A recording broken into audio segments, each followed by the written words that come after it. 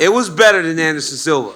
It just wasn't as technical, but that was the greatest front kick knockout we've ever seen. Unbelievable. Easily the greatest front kick knockout we've ever seen. Unbelievable. But DC, congratulations, of course, were in order for you as well. Hall of Fame, and it looked like you got pretty emotional when it was read out. So I guess can you just take us back to that moment? Like, did you instantly realize? When did you realize what was happening? What was the emotion?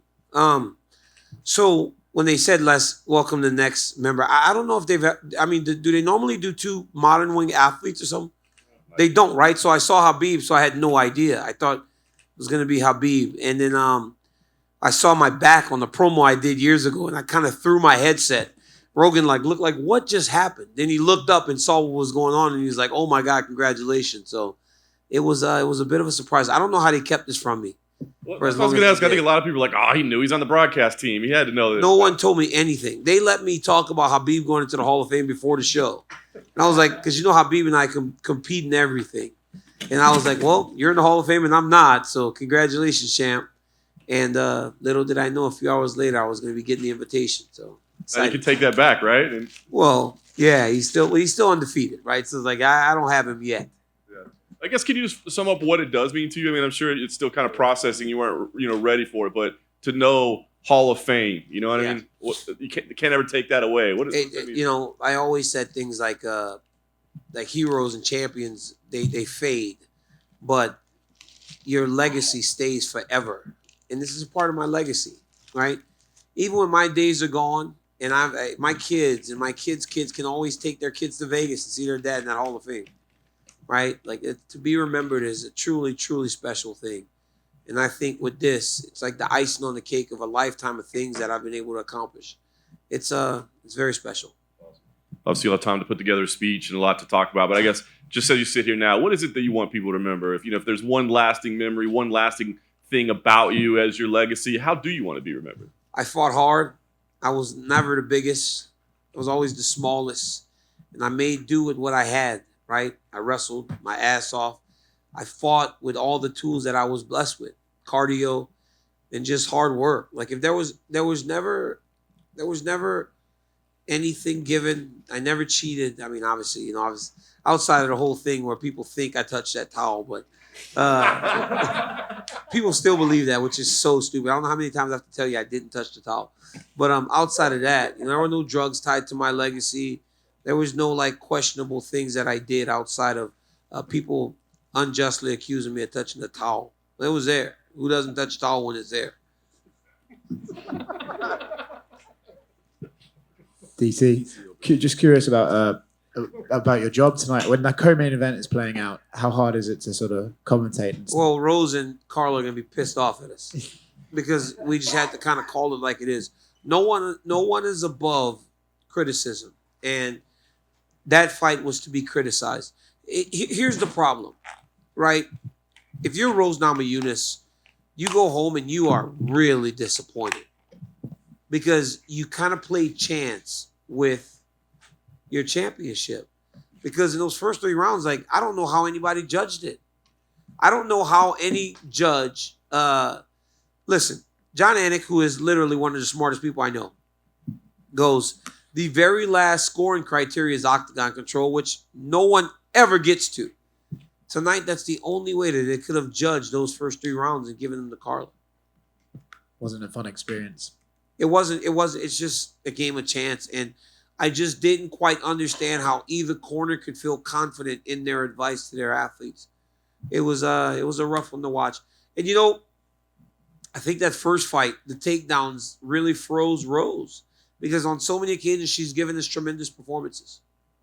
Congratulations on the Hall of Fame. Thank you. DC, congrats again, champ. I wonder, has anybody special reached out to you over the last few hours since this news went public? My son. My son texted me immediately. My wife, my kids, they all texted me. That is the thing. All my coaches, my manager, everybody, all the people that I love the most, all the people that played a part in me doing this. I always said it takes a village to build a champion. And I had a village. I mean, I lived in Bob and them's house for a year, and I wrecked this car on multiple occasions. But I just kept working. And, to Coach Hav and Leandro and Bob and my manager, Dwayne, it's It really was like, it took so many people to help me. I mean, Cassandra's sitting here, and her and I fought daily in their house because I was such a mess. Like, she's like, "You're eating Carl's Jr. again." So really special thanks to my nutritionist, because they actually got me down to 205 every time. Like, so it really took a village.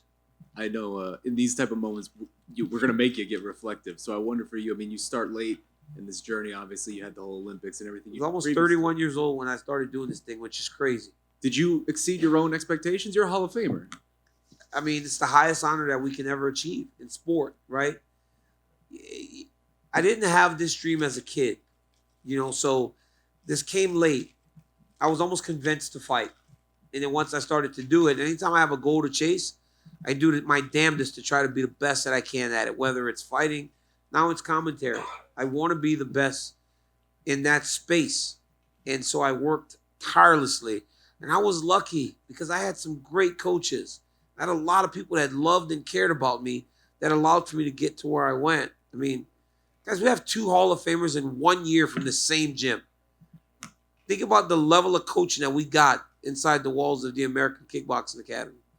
It's like nothing else. A lot of things had to go right for me. And they did. Well, then last one from me. And partners, right? Cain Velasquez, who's now faced with the worst possible situation.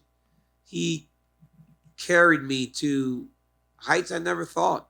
And in all my biggest moments, he was right next to me, right? So now as he is on this journey and in this fight that he's in, I try to support him as best I can. So every time you see him go to court or something, I will be there because he was always there for me. Does it break your heart to see what he's going through right now? It kills me. It absolutely kills me as a father to see what he is going through. Yeah, kills me. But I get to talk to him, which makes me one of the lucky ones. I've gotten to visit him, and I get calls from him. So I'm one of the lucky people that still get to have him in their life. Well, then last question for me. You obviously have a lot of accolades over the 11 years you were doing this. I just wonder, what's your favorite moment? I mean, what's your proudest moment over the course of this whole journey for you? It's easy to say becoming the double champion, right? Because that is going to be my crowning achievement. But just going through the fight and taking and rolling with the punches, right? From going down to 205 and having Rashad Evans teed up, a former champion, to truly make an impact.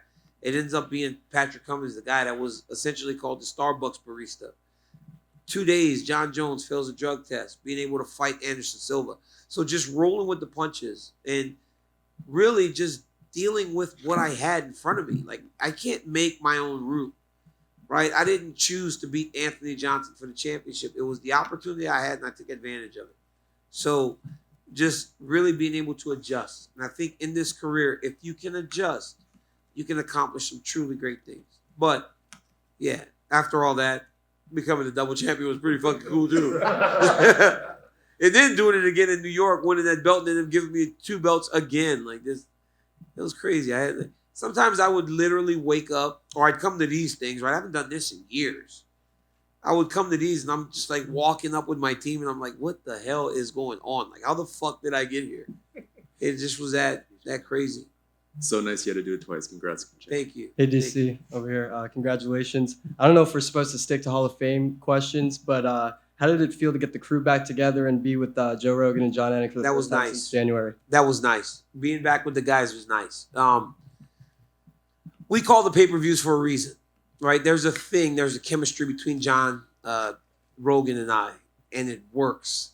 And when they put us together, you didn't know if it would. And there are a lot of people that probably don't like it. But the vast majority of people enjoy the banter. They enjoy the personalities.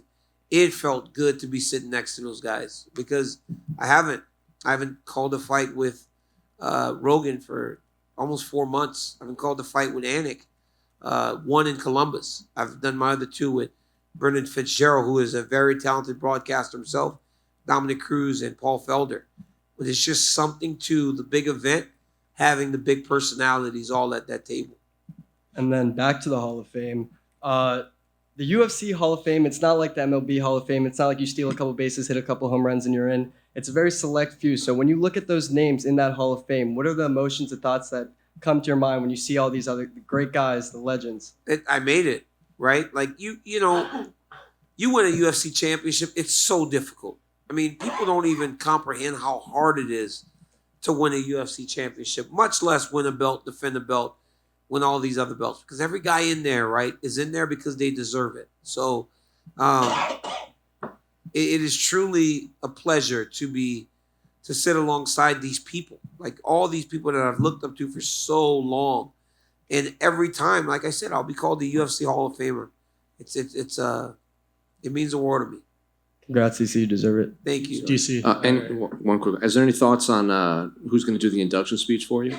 I hadn't even thought of it far in advance. I mean, I got to make sure Habib doesn't take my guy, right? We got 2 guys from the same gym getting to do it, so special.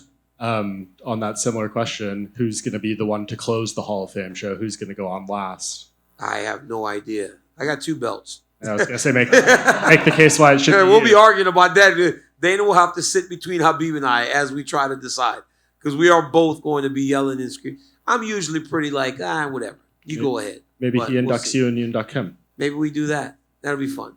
That one's on the house. There you go, my man. How much do I owe you? I ain't got no money. I make a lot less than I did fight. Congrats, DC. For some of us who weren't hearing the broadcast, how would you describe that 3-minute madness between Gaethje and Oliveira? Listen. The lightweight champion of the world has a name, and it's Charles Oliveira. And my God, how good is that dude? It's insane what he is. We sit there like flabbergasted, like, what happened? I just talked to Dana as he was leaving. I go, dude, what happened to Charles Oliveira? Like, how did he become this? Like, that's all you can ask is, like, how did he become this guy? He is legitimately one of the best fighters I have ever seen in my entire life. And we have seen dudes like Anderson Silva, George St. Pierre, Khabib Nurmagomedov. So when you start calling one of the best you've ever seen in your life, that is high praise. But he gets hurt. He's also got some built-in traps, right? You hurt Charles Oliveira, you got to take a step back, because if you jump on him, dude might submit you. So it was a very telling thing in the finishing sequences. Justin Gaethje hurts him, has to let him up. But Charles lays there for a few minutes, covers a little bit. Charles hurt Justin, jumped right on it. Went to punch him and missed. Immediately takes his back. But if Justin goes and does that and misses, next thing you know, Charles is on his back. So he's got these built-in, like, traps that you have to avoid whenever you're trying to approach him. So it makes him very, very dangerous. It's dude is like, it's crazy because I can't explain it. And Carnival was happening as I was walking over here because him and his team were going nuts. Oh, quick one for me. Congratulations. Javier Mendez just wanted me to relay a message to you and let you know he loves you. He's very proud of your very well-deserved induction. Yeah, he's a man. I love Coach Hav, and I wish he was still there whenever it happened, because Bugoy fought early, so they probably took off, but it would have been nice to hug a person that was there the entire journey. I hugged Cassandra, but having Hav there too, like, Cassandra gave me the huff and puff. Yeah. But no, like Javier, like just, the hours in the gym and just the training, it's his gym. It was his gym. They gave us a home. Whereas her and Bob gave me a house and a home. That's his gym. And he opened his doors for me. And he's always been such a special part of my journey. I love him. All right. Thanks, guys.